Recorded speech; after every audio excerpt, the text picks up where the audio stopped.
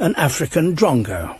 She has to shade her 3 eggs from the scorching heat of the sun. As soon as the chicks hatch, she will form an immediate bond with them that is unbreakable, whatever happens. After hundreds of hours of incubation, her first chick. Now the hard work really begins, because the newly hatched chick needs food.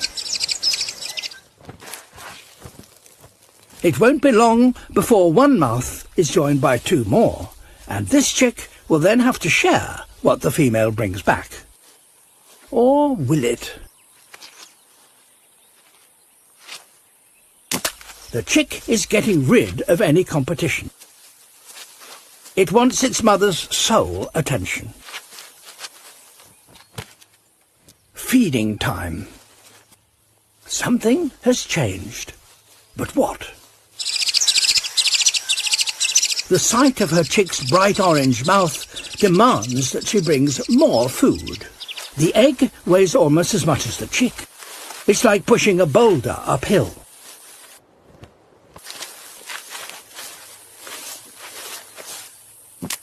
The mother's brood has been reduced to just this one chick, and it now has her total attention. There is another drongo's nest nearby, and that has 3 chicks in it. But they don't look quite the same as hers.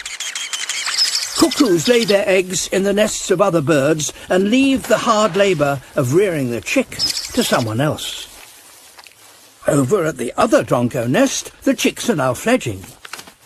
Their parents have succeeded in producing their very own next generation, while she has raised a monster. Her love is blind.